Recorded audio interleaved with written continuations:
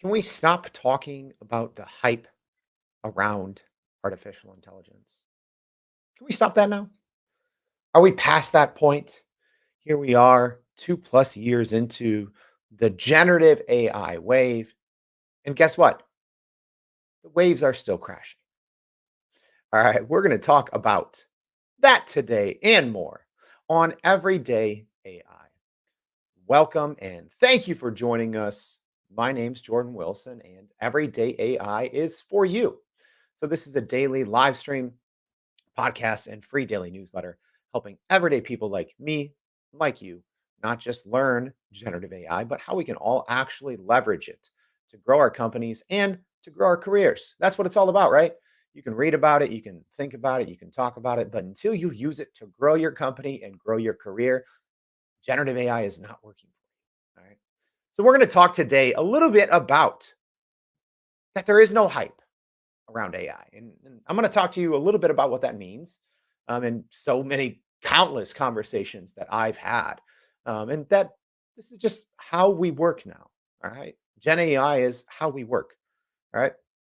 So if you're joining us live, thank you as always. If you're joining us on the podcast, make sure to check out your show notes. So look in the episode description. We always have additional information, related episodes, links. You can email us. You can connect with me on LinkedIn. Make sure to do that.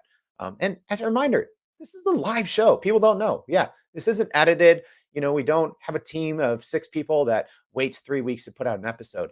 We go live at 7:30 a.m. Central Standard Time here in Chicago, and the podcast goes out like 2 minutes after. This is the realest thing in artificial intelligence. All right. Hey, Megan, thank you for joining us. Our live stream audience, I love it. Jay, thank you. Dr. Harvey Castro. Hey, Juan joining us from Chicago. All right, we're holding it down for Chicago. Rolando joining us from South Florida. Brian from Minnesota. Daniel from Buffalo. Thank you all for joining us. But I want to hear from you as well. What do you think? Is AI all hype? Is there substance?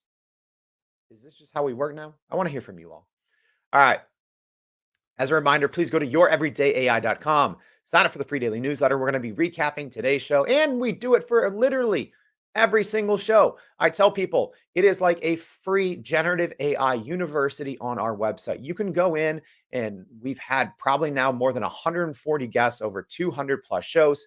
So you can go read, old newsletters with so much information, or maybe if you care about sales, or if you care about marketing, or if you care about entrepreneurship, whatever it is, we have all of those categorized on our website. So you can just go learn from the experts about anything in the world of generative AI, all for free at youreverydayai.com. All right. So let's talk real quick about the AI news for today, February 13th.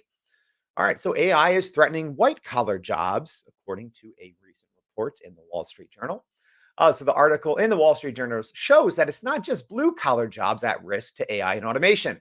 So this new report details how companies like UPS, Duolingo, Google, and others have laid off the white collar workers in part due to AI.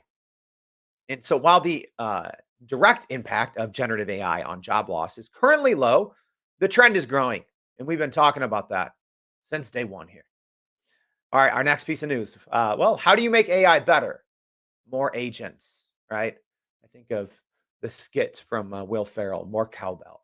All right, so a recent study by Tencent researchers found that language model performance can be improved by adding multiple agents without the need for complex prompt designs or collaboration frameworks. So researchers here looked at the sample and voting method, which uses multiple language model agents and majority voting. And this was proven to be effective in improving performance. So performance gains were seen when adding more agents, but there is a threshold beyond which further improvements are not seen. Y'all, we're going to be hearing a lot more about agents as we talked about on the show yesterday. All right, our last piece of AI news for today. NVIDIA has leapfrogged Amazon and Google and is now the third most valuable company in the US, according to market cap, behind only Microsoft and Apple. So Microsoft has surpassed the market value of Amazon and Google parent Alphabet, reaching $1.83 trillion in its market cap, as its stock has quadrupled in 15 months due to its position as a leader in AI. So NVIDIA stock, get this, over the past 10 years has grown 17,000% increase in 10 years, making it the best performing stock on the S&P 500 during that time. So its strong earnings and success in the AI industry have attracted investors and analysts with further growth expected. So, like we said, Nvidia's market cap just topped out yesterday at 1.83 trillion, while Alphabet sits at 1.82 and Amazon at 1.8. So it could change, by the time markets open here any second. But at least yesterday, Nvidia passed everyone to be the third highest company. And you know what? If only someone would have told you, like 10 months ago, that Nvidia is the most important company in the United States. Oh, wait, that was me, right? Yeah. Oh, yeah. I told y'all how Nvidia was the most important company in the world 10 months ago. No one believed me. No one understood. But here we are. Here we are today with proof. Hey, speaking of Nvidia, I'll be at the GTC, their conference. It's back in live in March, later March in San Jose, California. So, hey, let me know. Let me know here in the live stream if you're going to be there. If you're out in the San Francisco, San Jose area, or if you're going to, if you're listening to the podcast, you're going to be there, let me know. All right. Let's talk about this. Let's talk about the AI hype cycle and just around this concept of AI hype. All right. Let's start with first a very quick history lesson. AI is not new. Artificial intelligence has been around, has been used widely in various sectors for decades, many decades, right? When you're talking about the financial sector, it's been used in fraud detection for multiple decades. When you talk about healthcare, artificial intelligence is not new. Let's start there, right? But we need to differentiate. We need to differentiate between what I like to call traditional artificial intelligence. So that is your deep learning, machine learning, these high entry pieces, for traditional AI, right? When you need tens of thousands or hundreds of thousands of data points, you need probably a data scientist or a machine learning specialist, right? That's how artificial intelligence has worked for many decades. So again, AI is not new. Also, generative AI is technically not new either, right? That's what we talk about here at Everyday AI. We talk about generative AI. And so what's the difference? Well, I tell people, think of generative AI like three boxes stacked on top of each other, right? Um, the top box is see-through, the bottom box is see-through, and the middle box is a black box, right? And on the top, you have your inputs, and these are essentially your prompts, and they flow downward into the black box. All right. And then the black box with these simple prompts, right? These text prompts or maybe image prompts or whatever it may be, creates something magical, right? It generates something that you wouldn't think possible just by simple prompts. And then the output, that third box on the bottom is the output, right? So small, simple prompts go in the top box. The middle box is generative AI. It does a bunch of magic in there. And then it spits out on the bottom something 10, 100 times greater than the prompt that came in. So our definition of generative AI has changed a little bit, right? As these generative AI systems become more approachable, as the barrier for entry is now at about zero, right? Because let's be honest, this is why generative AI has blown up over the last year and a half. It's because traditional AI, like I said, you legit had to be a computer scientist, right?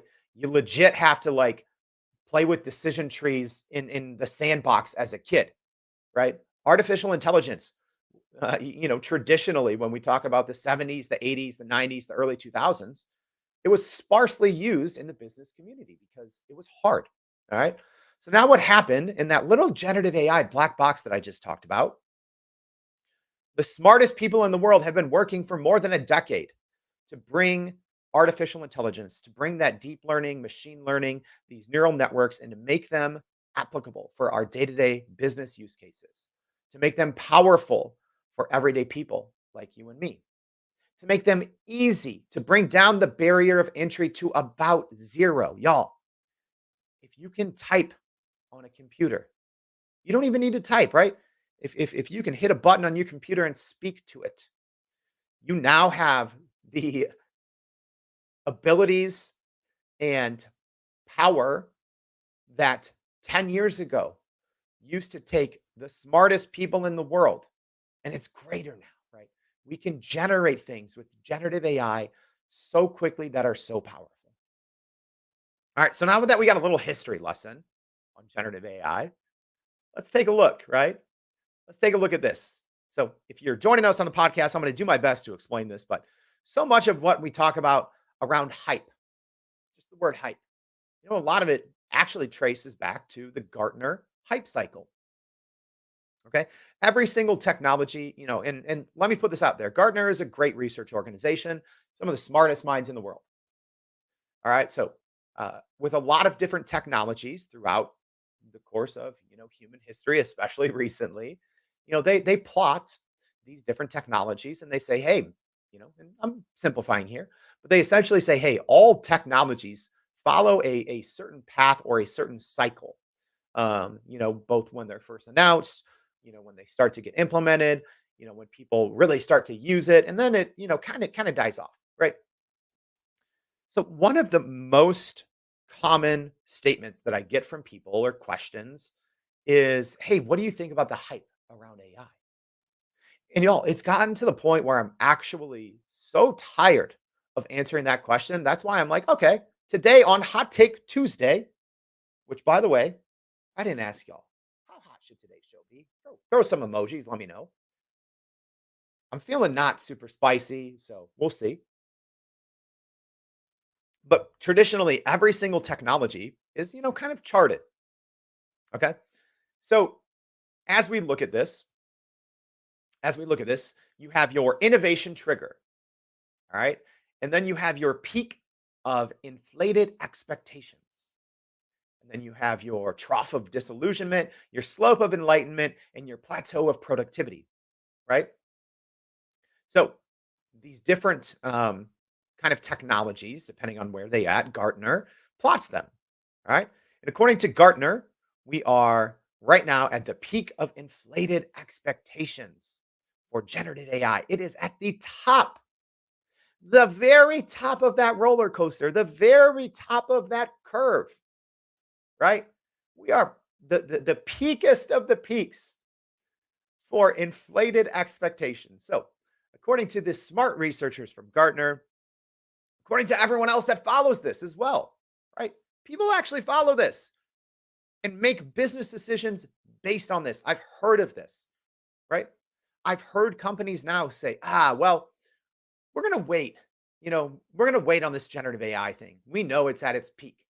We know the hype is at its peak. People use this Gartner hype cycle terminology in day-to-day business conversations. All right. Well, because Brian went like 20 emojis here with a lot of flames, I'll say this. This is all wrong. Literally all of it. You cannot chart generative AI on a hype cycle. Wrong. You literally cannot do it. All right? Like literally. Let's look at some other things on the hype cycle here. All right?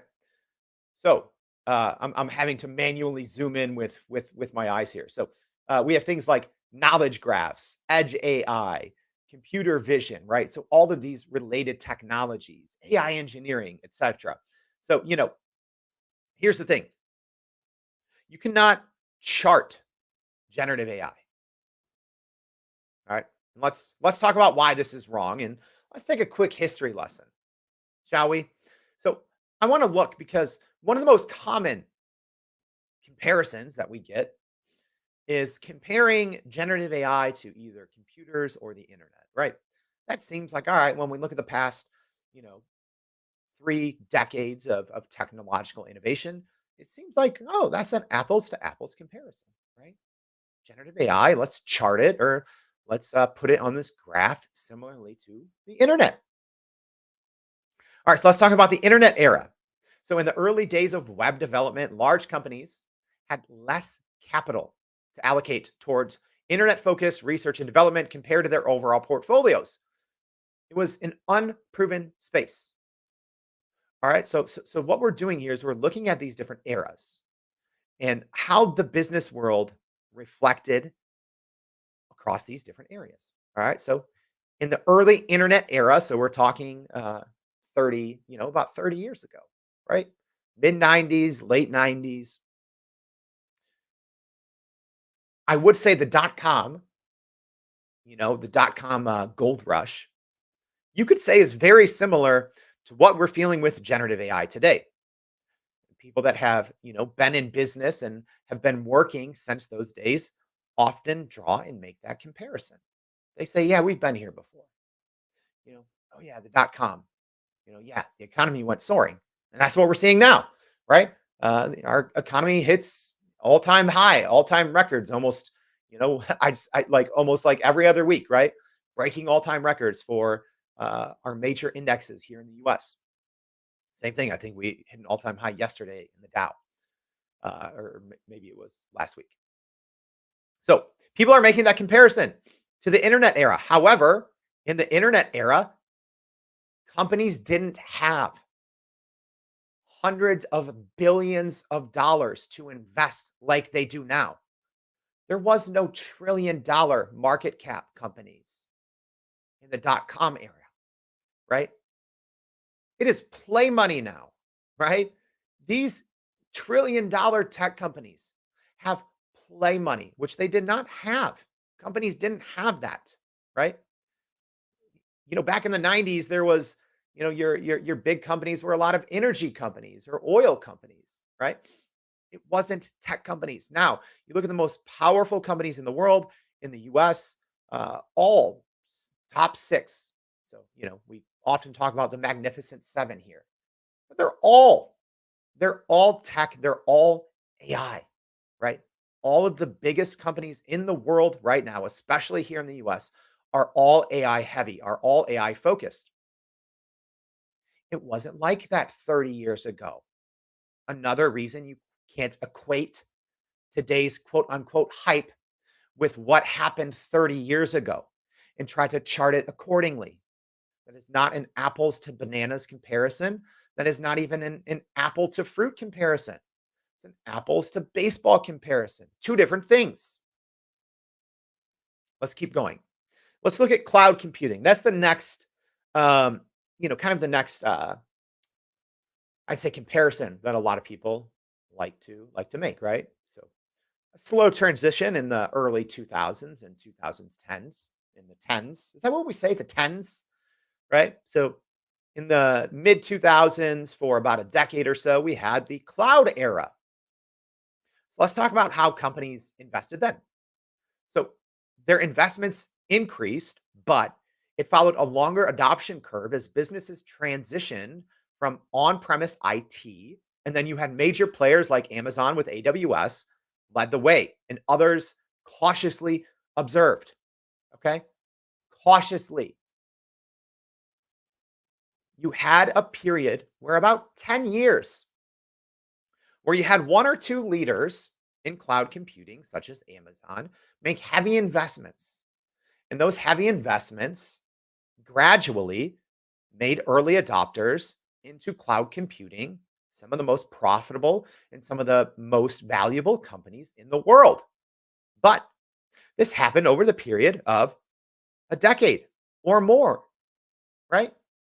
And it was really the cloud computing era that gave us our valuable tech companies of today. But it was a long period. It did not happen seemingly overnight. So let's look at Gen AI today. And again, how things are different.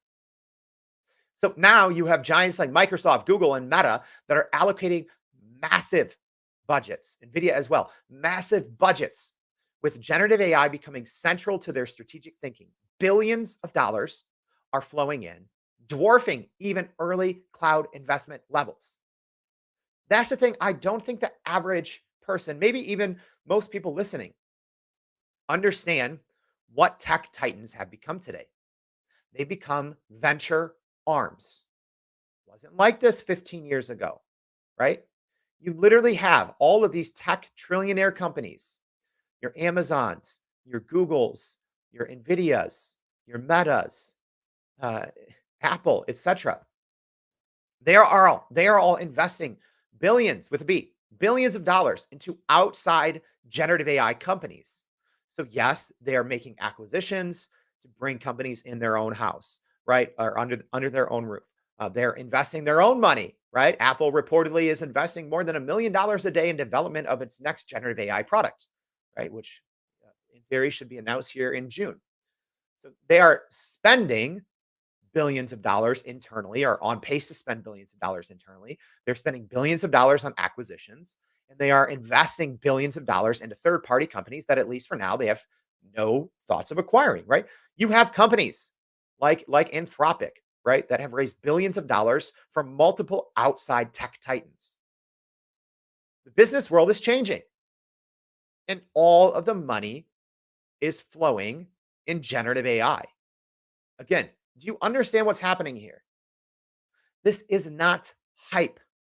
This is, at least for now, and what I see as the foreseeable future, this is literally how business is now getting done.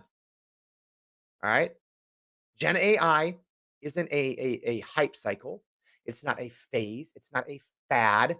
It is now how the world works.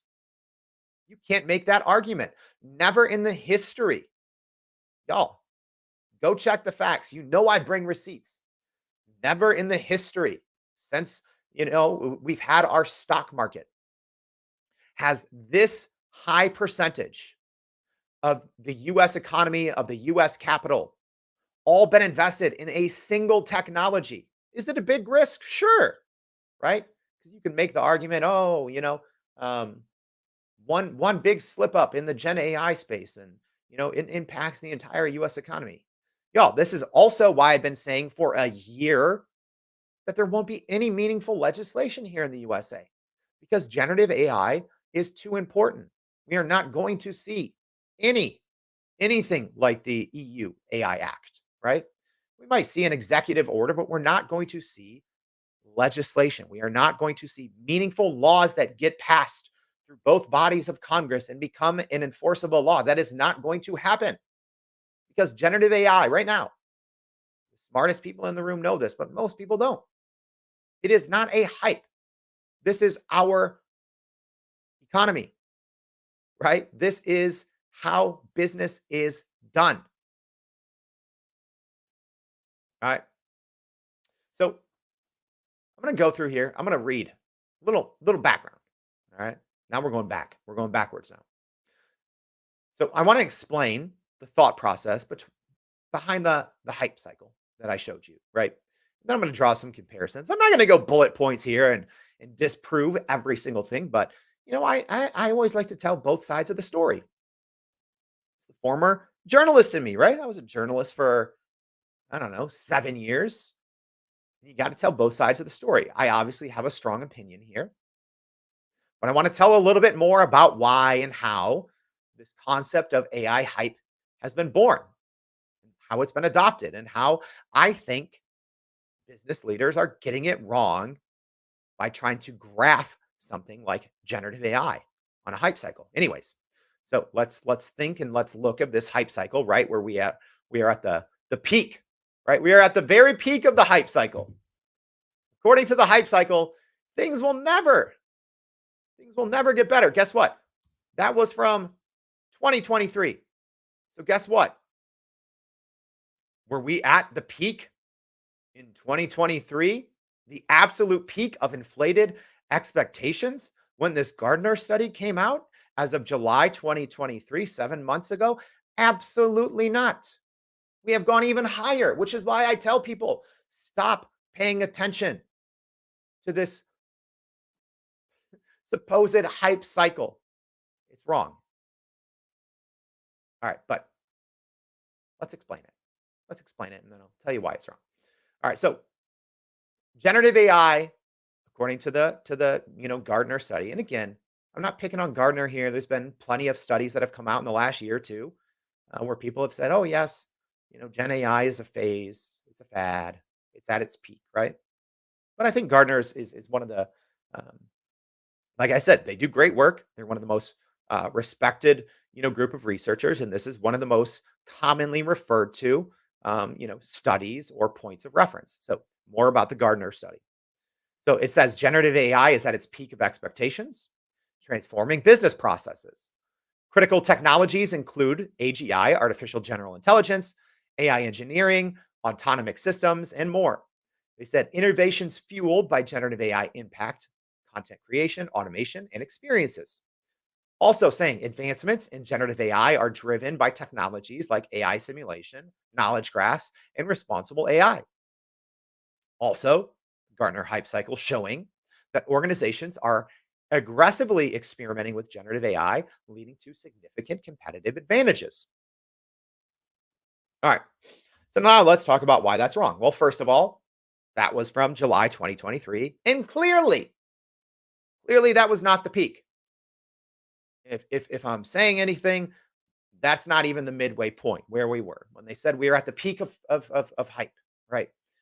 We were at the peak of those expectations, right? The peak of inflated expectations. Not a chance. All right. So generative AI is not a spot on the hype cycle. It is a paradigm shift. We are literally on a new graph that we've never been to before. So we cannot say, oh, here we are in the hype cycle. This is literally brand new territory. You cannot draw a comparison, right? One thing I like to tell people, especially when they're like, oh, we've been here before, the internet, cloud computing, computers. No, you know what? I can tell if I'm personally judging how knowledgeable someone is in generative AI, what they compare it to. I'd say the smartest people who know about generative AI and are using it to grow their companies and to grow their careers are saying something like, we haven't seen anything like this since the Industrial Revolution. And I'm like, yep, that's fair, right? Then you have Google CEO Sundar Pichai saying generative AI is more impactful than fire and electricity. Also true, right? People don't understand the internet, cloud computing, computers, etc. That changed how we shared intelligence. Generative AI is changing how we create intelligence. This has never happened before. What happens in that little black box of generative AI? It is, we are harnessing the history of human knowledge, human expertise, and skill sets. And we're giving it to everyone. Literally has never been done in the history of humankind. It has not been possible. All right. And everything else plotted on hype cycles has been easily quantifiable. Generative AI is not. We talked about previous technologies are just how we interact with intelligence. But AI changes how we create intelligence. It is literally creating intelligence. People don't understand that. They think, oh, that's overblown, Jordan. No, it's not. No, it's not. Generative AI and large language models, people think, oh, they're just autocomplete. Kind of true, but also kind of not. You've had literally large language models make discoveries. We've talked about it here on the show before. Literally make discoveries that humans have been working on for decades. It has solved math problems that the smartest humans in the world have failed for decades to solve. It is finding new discoveries, new DNA patterns, new medicines that hundreds or thousands of humans have spent decades trying to do. Large language models, generative AI, is creating new intelligence, creating new discoveries, creating new rules. Do you understand that, y'all? Do you understand? Generative AI isn't a chatbot. All right. Generative AI isn't a little thing that makes you, cool art. Generative AI is changing how we do business, right? And I think it's important for business leaders to realize this because I think it's also difficult. It can be difficult as a human being, right? I'll take myself as an example. I've been getting paid to write for 20 years, right? I was a journalist. I wrote for big brands like Nike and Jordan. I've written commercial scripts. I've won national writing awards. All right. So you could say pre Gen I was a subject matter expert, in MarTech and communications, right? But specifically in writing, right? And so I think business leaders have this fight against generative AI technology. They look at it as a threat because they say, I had this thought, originally when I was first using GPT-3, the first time we used it in 2020. I had this feeling. I said, wow, this technology is taking like the best writing in the world and it can be better than me. That's the thing. I think humans, business leaders, we used to have so much pride in being like a subject matter expert, being, oh, I'm one of the smartest people in the world in subject A. I am a business leader in topic B. Guess what? Generative AI is better than you now. Period. It's a better writer than me.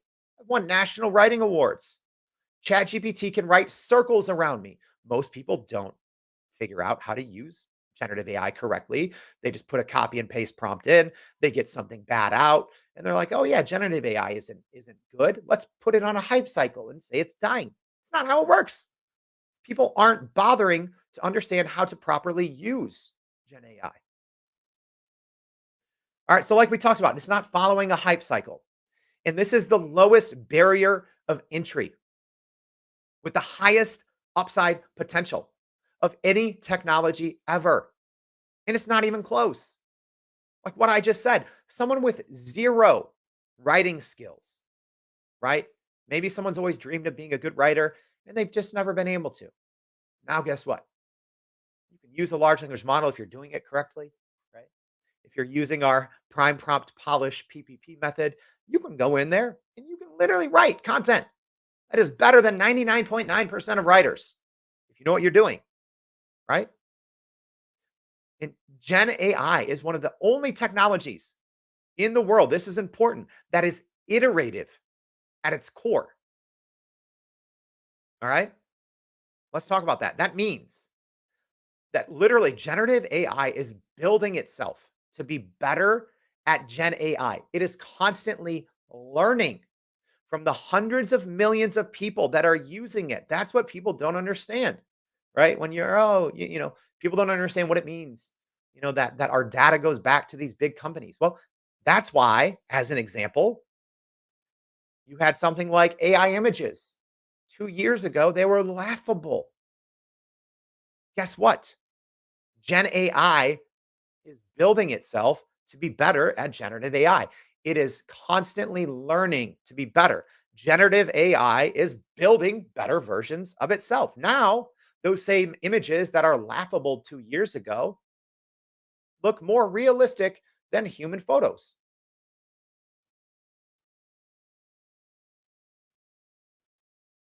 I'm not going to turn this into one of those 1 hour episodes, y'all. I wanted to keep this short because here is the short and simple truth about generative AI. We haven't seen it before. We haven't seen it before. And it is more impactful, it is more powerful than something that you can just put on a chart. All right. So hear me out. I'm not saying ignore studies from Gartner. I'm not saying ignore hype cycles. I'm not saying that. All I'm saying is so many people are wrong when they're talking about AI because somewhere along the way, someone who is a novice or doesn't understand AI, or maybe they are a skeptic, you always hear the word hype. They say, "Oh, it's not going to live up to the hype," or they say, "Oh, it's overhyped. AI is overhyped. Generative AI is it's bound to go away. ChatGPT can't stick around forever, or Google Gemini, whatever."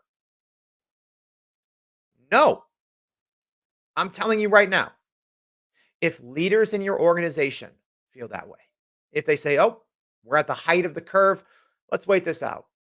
We don't need to get on board. You will get squashed, right? If you're in your career right now and you say, man, my company's encouraging us to use Gen AI, these large language models, not really for me. These things are just hyped up tools. Your career will stall. All right. If you're a business owner trying to figure out if it's worth it for you to implement generative AI, and you say, you know what? I think if we just, kind of let our employees use ChatGPT, kind of like the internet, that'll be good enough, right? We'll get back some productivity gains here and there.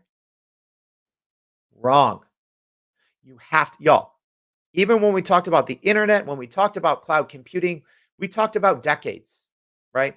That's why we bring receipts, right? The amount of investment from big tech companies right now has, in the past 2 years, has surpassed investments over the last 2 decades, and it is not even close. These tech companies are literally printing money, right? They can't invest the money fast enough. There has never been this much money, this much resources, this much eyes on any technology, not even during the dot com bubble, the dot com boom. It is not even close. You didn't have the seven biggest companies in the dot com era all investing in a single technology. This has never happened. Generative AI is unlike anything we've seen. And you need to understand that AI is not a hype. Gen AI is not on a hype cycle. If you understand that, and if you show up every day to keep practicing and to keep learning generative AI, y'all will outsmart the future together. All right. Thank you for joining us. Make sure to join us tomorrow. I'm excited about this one, y'all. This one's going to be fun. So, we're going to talk about how AI will allow us all to make music we enjoy. This is going to be a good one. You're going to have to listen into that one. So, I hope today's episode was helpful, y'all. Don't believe a random dot on a chart and go to youreverydayai.com. Sign up for the free daily newsletter. We're going to be recapping today's episode and a whole lot more, keeping you up to date with what's going on in the world of AI, how you can use it to get ahead, to grow your company, grow your careers. That's it, y'all. Appreciate you. We'll see you back tomorrow and every day for more Everyday AI. Thanks, y'all.